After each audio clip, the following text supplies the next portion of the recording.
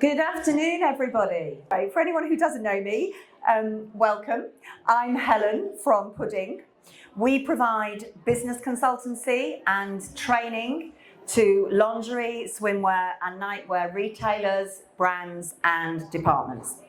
And I'm here for the next 20 to 30 minutes to give you some tips on how to get the wow factor into your business and double your sales.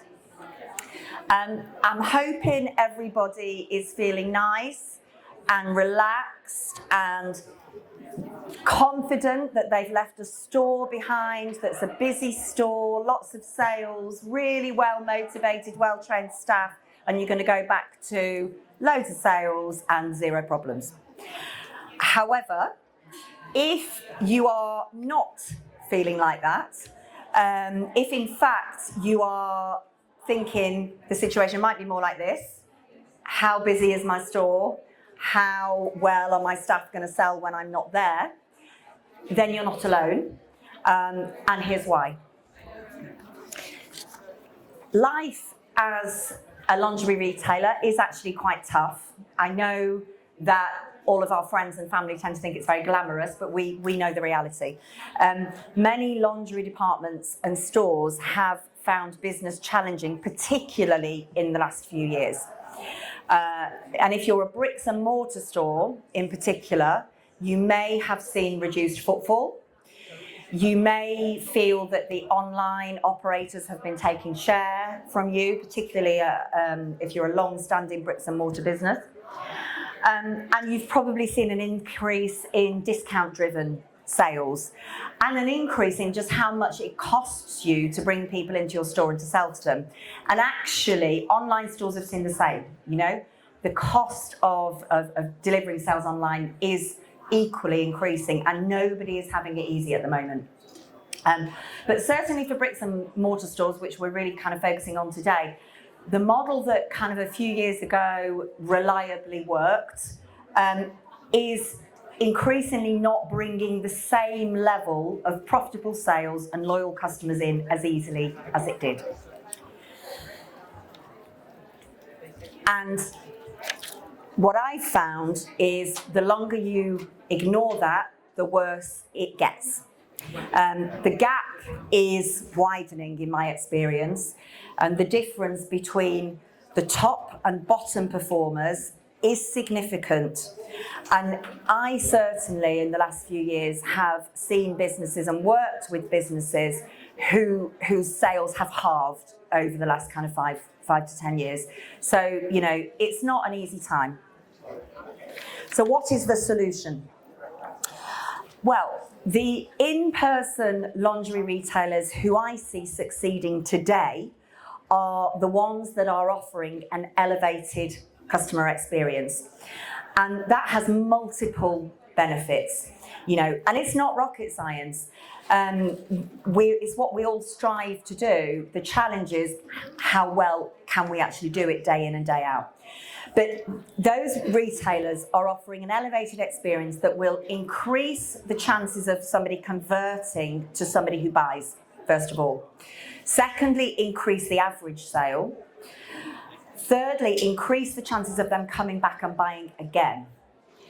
Fourthly, increase the chances that they will become an advocate and tell lots of other people about you. And finally, engage the next generation of shoppers, because as we all know, things are a moving feat and we have to move with the times. So our Wow Factor program, and when I talk about have you got the Wow Factor, it's really all about the roadmap to achieve all of those. So a question you can ask is, you know, are we in our business, are we average? Are we good? Or are we wow? And of course, you know, all of us want to deliver great service. And there are a lot of businesses here who do deliver great service. But sometimes it can be challenging because you don't always know what's happening when you're not there. It's also great to have the standard that you want people to deliver, but how do you get human beings to deliver that day in, day out consistently? And how do you know that what you believe is great is the same as what your customers think? So what's your customers' view of what you're delivering? So what I do here when I work with stores is I look at the difference between average, good, and wow in customers' eyes. And this is based on years and years of talking to and researching this with customers. So what do customers say? Well, average service is what I expect. That's pretty much, my baseline expectation when I'm coming in. And average means you do what I ask. So in the case of a lingerie store, you fit me for a bra when I ask, and you find me a bra.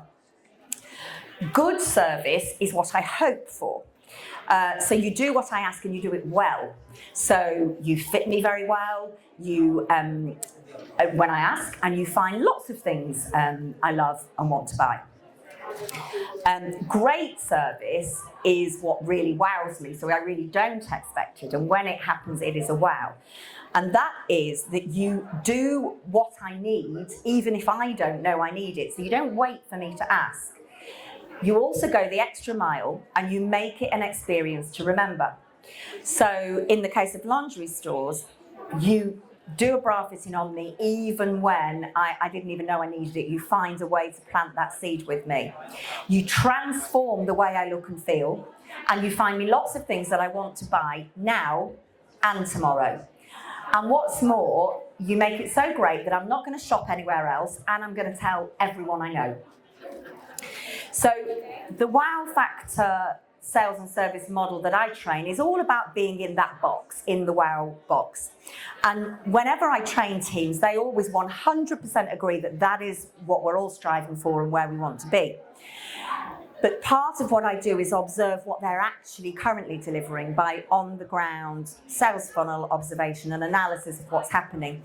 And actually, a lot of the time, what I find is people are actually in the average or the good box. And now that's not because they're bad people, but we all know there are real life factors that stop you and your teams from delivering that great service every hour of every day with every customer. And these are kind of some of the common things that people say get in the way. And I'm sure they're things that you will be familiar with and you will have, talked about and heard a lot. So of course the question is, how do we turn the theory of what we want to do into the reality of what we actually do? So what I do is, importantly, I think you have to start off by making sure that everybody knows what wow looks like. So how do we actually want to interact with customers? How do we want to work together as a team to deliver the right thing for the customer and the business? And relating that back to people's personal experience can be really powerful. We're actually all customers ourselves, whether it's of a lingerie business or any other business, but we've all had average and great experiences, and we can all relate to that. And also, we've all sold it to people in situations where it's gone really well or it's not gone so well. And relating it to people so they can see the link between the service and the sales outcome can be really powerful when you're training people. And the next thing you need to do is make it really easy to understand, practice and develop the techniques that we need to deliver to wow customers. I do that by starting by looking at what is currently happening and identifying where there are opportunities to do better. And then what I do is I talk to the people doing the job and the people who I'm going to be training. And really what I'm trying to do is ask the right questions, because I think if you ask the right questions, what you'll find, and what I usually find, is I get the right answers. And what happens is that the trainees themselves tell me what they need to deliver, and it is exactly what the wow factor model is all about. So pretty much every time I've done this, the trainees identify that there are 4 key things that they do to wow a customer and that they need to do consistently. The first one is to engage the customer in a compelling way. Then to proactively identify and meet their needs and their wants today. to wow the customer and broaden their horizons out.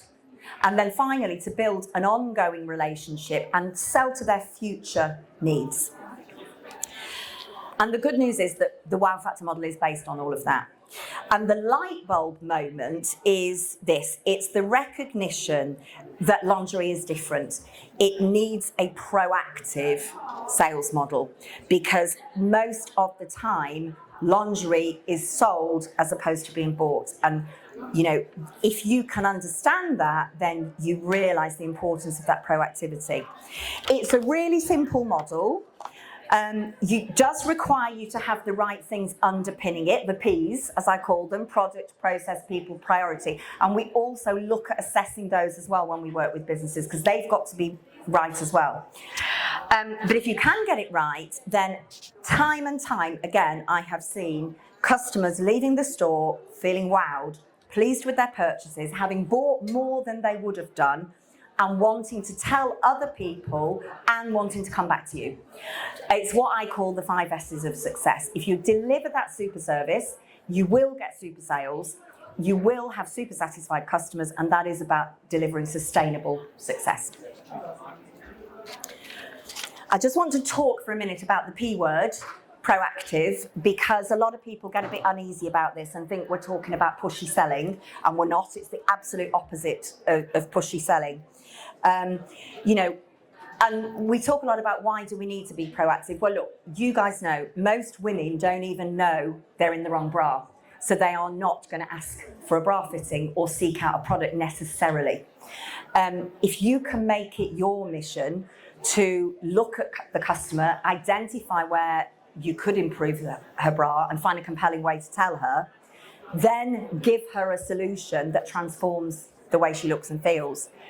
Wow her with the fact that now she has realised she needs a new lingerie drawer. So wow her with all the things that she can actually fill that drawer with and feel great for the first time. And show her that actually it's not that easy. You might be one size in one bra and another size in another. So do you know what? Actually, it's better to come to us and we will help you. If you can do that, you know, you'll be in the position where rather than waiting for the customer to ask and maybe selling 0 bras or 1 bra, you're actually selling the customer 3 bras and probably 3 next month and probably the matching briefs, and you're probably going to sell to their friend as well. So that's how it works.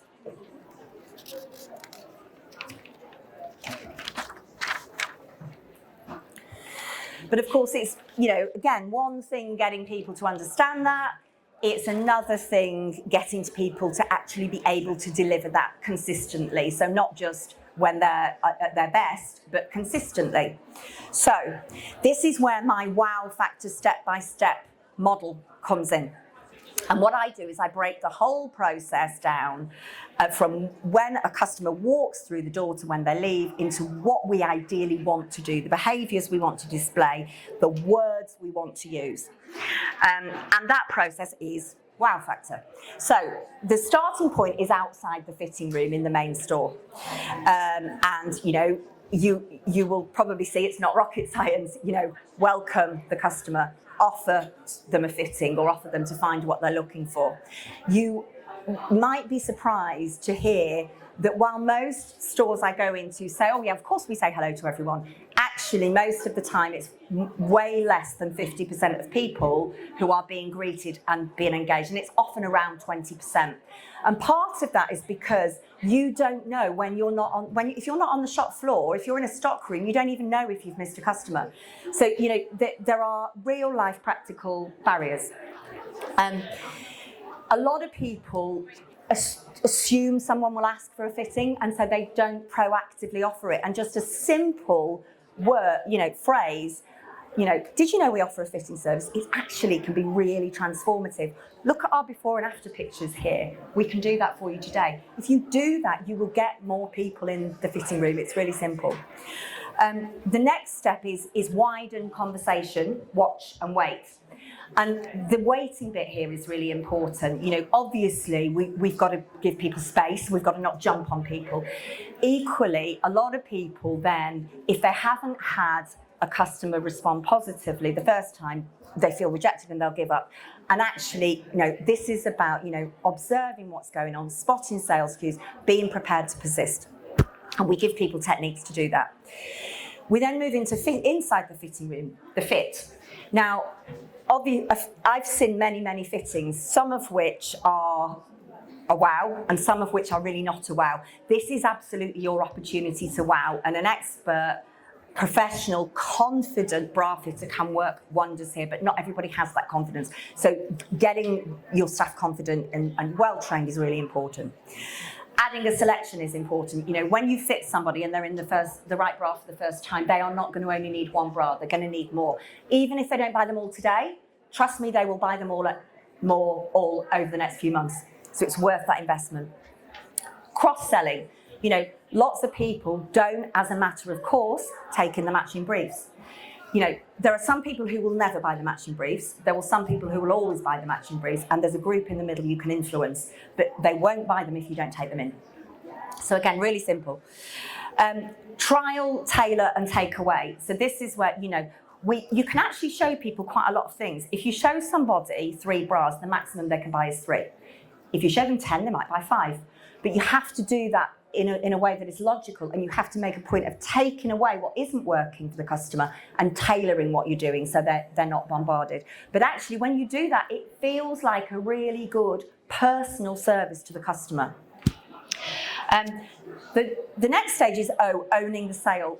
It's really simple, but a lot of people do not ask for the business. A simple question, shall we go with these? And then if you get a no, well, your job's not finished. You need to go back round the process. But so many people put in the effort and then let the customer walk away without the sale. The customer's there because they want something. They wouldn't be there if they didn't. The final stage is at the till, and it's R for record, recontact, and repeat. And the point here really is your job doesn't stop when you get to the till. This is where you have the opportunity to build a future relationship. And I always say, every interaction should result in an agreement that you're going to contact the customer about something, whether it's to let them know when things are in the sale or when a new product comes in they like, but maintain that relationship, even if it's just calling them to check how their bra fits. People really, really value that service, and it does grow sales. Now, you're not obviously going to be able to do every step perfectly all the time. We're all absolutely human beings. But if you look at what is happening, I have yet to see a business that can't improve significantly on some of this, and often on several steps. And even if you only focus on one, it can make a massive difference. This is the sort of typical before and after that I see with stores that I train. You can influence at different levels. One of the common things we see is that stores are not engaging with customers, and as a result, they're not getting that many people in the fitting room, and when you're in the fitting room, that's what leads to sales. So we focus on how do we engage more people, and typically we can move that, for example, from 29% to 50%. And that then flows through to your sales. So you're doubling the level of people who are buying, and then of course if you also can work on your techniques of what you're showing to people, you can double your average sale as well. So, I mean, these are real life examples of sales, stores I've worked with that have literally tripled their sales.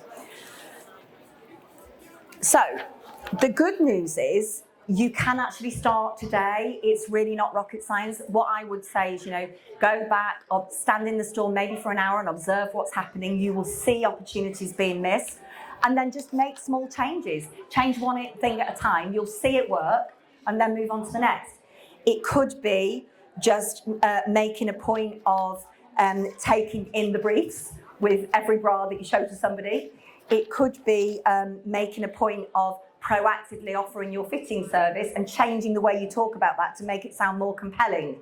Having before and after pictures up to show visually the impact. You can start small. The important thing is to start. So, hopefully that's been helpful. We do offer services to help you with this.